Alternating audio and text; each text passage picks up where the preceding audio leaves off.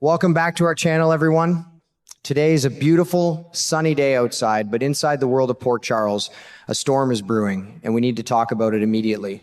I just finished watching the Monday, July 13th episode, and I am sitting here staring at my screen in a state of absolute unfiltered disbelief. Can we be honest about this? What in the world are the writers doing to Jason? The fans of General Hospital have been counting down the days, the hours, and the literal minutes for the grand triumphant return of Stone Cold to Port Charles. We were promised an epic comeback. We expected the leather jacket, the stoic stare, and the undeniable presence of the man who has held the criminal and emotional underworld of this show together for decades. Instead, Steve Burton walks back onto our screens, and there is something so fundamentally, unnervingly wrong with him that I had to rewind the episode just to make sure I was watching the right soap opera. Let me say this clearly. Jason has returned, but this is absolutely not the return that the audience was promised, nor is it the return that this character deserves. The man we saw being escorted home by a doctor looked like a shattered shell of the enforcer we know. He has been physically beaten down, which is fine. Jason takes a beating better than anyone in daytime television. But it is the psychological damage, the heavy-handed, utterly manipulative, emotional trauma inflicted by the WSB that has me wanting to throw my remote at the television. The writers are clearly setting up a narrative where the WSB has broken him, leaving him with deep, unresolved mental and emotional scars. And as a scriptwriter, I can spot this lazy trope from a mile away. During that entire flight home, we are forced to watch Steve Burton's character violently struggle with post-traumatic stress disorder. He is sweating, he is haunted, he is continuously assaulted by horrific flashbacks of his captivity.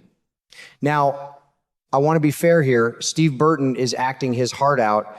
He is giving us a visceral, painful performance of a man drowning in his own mind. But am I supposed to pretend that this makes sense for the structural integrity of Jason? This is a character whose entire mythological foundation is built on brain damage that severed his emotional volatility. He is stone cold. He processes trauma by locking it away and moving forward with lethal precision. To suddenly rewrite his neurological and psychological baseline to make him a twitchy, vulnerable victim of WSB torture is a fundamental betrayal of the character's established canon. And then we get to the landing.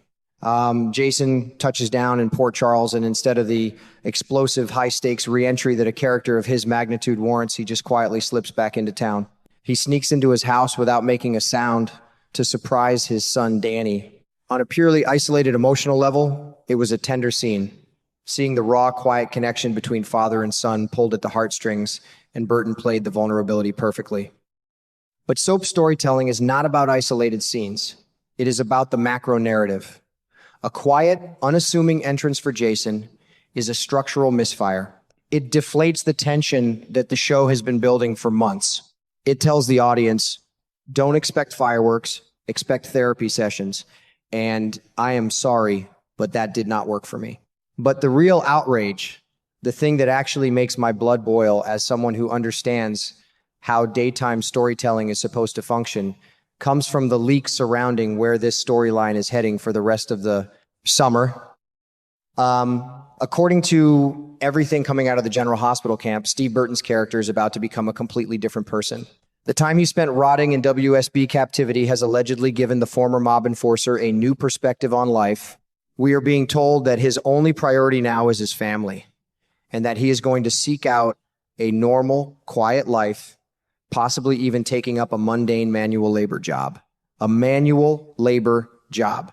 Let that sink in.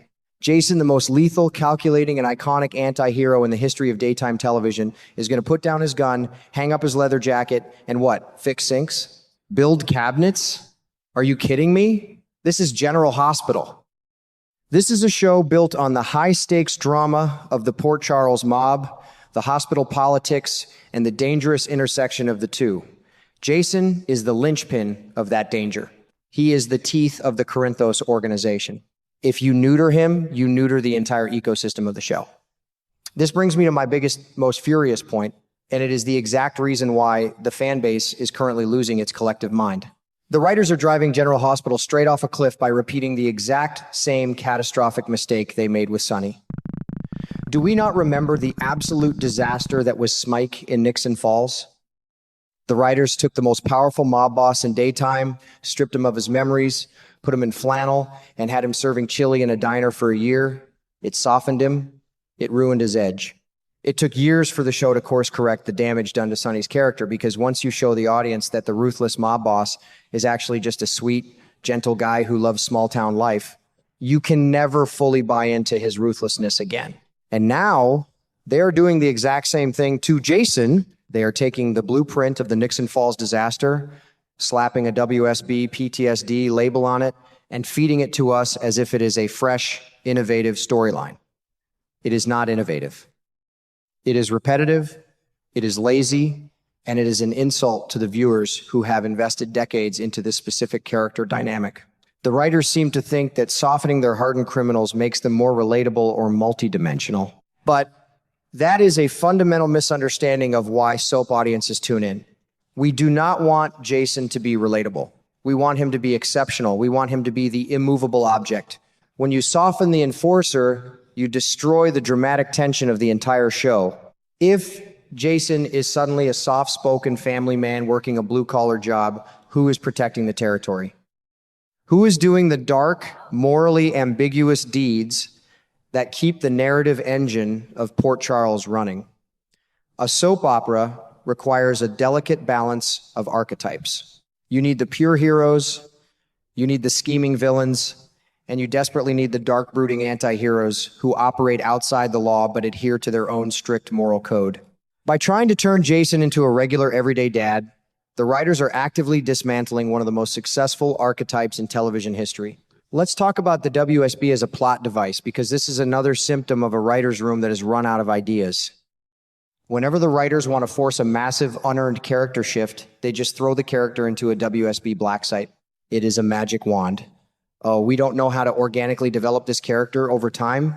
Let's just say the WSB tortured them, and now they have a new personality. It is a massive cop-out. It bypasses the hard work of actual script writing, which is building character evolution through interpersonal conflict and active choices, and replaces it with off-screen trauma. We didn't even get to see the psychological breaking of Jason. We are just expected to accept the aftermath. It is cheap storytelling, and the audience is smart enough to see right through it.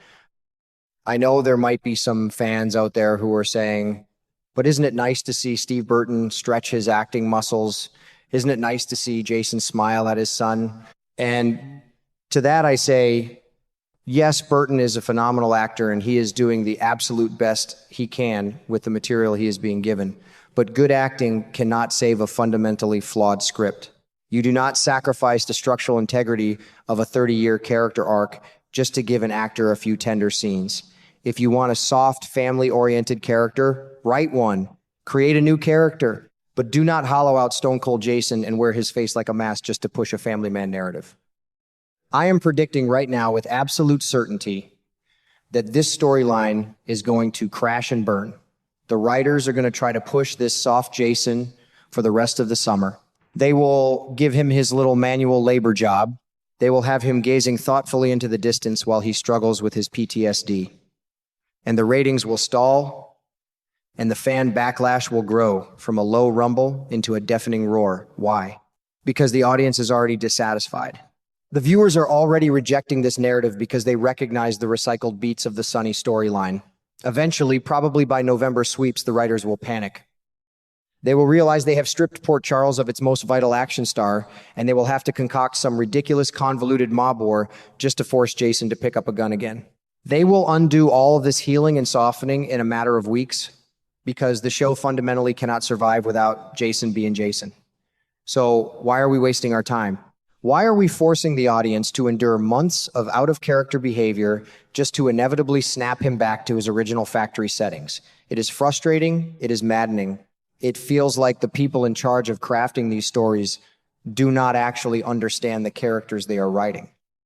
They are mistaking surface-level shock value, oh look, Jason is broken, for genuine emotional depth.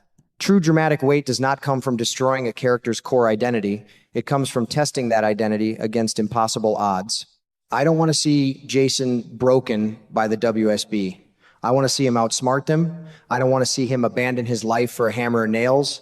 I want to see him navigate the impossible tightrope of being a lethal enforcer who fiercely loves his son, Danny. We deserve better than recycled Nixon Falls plots. Steve Burton deserves better material than playing a twitchy shadow of his former self.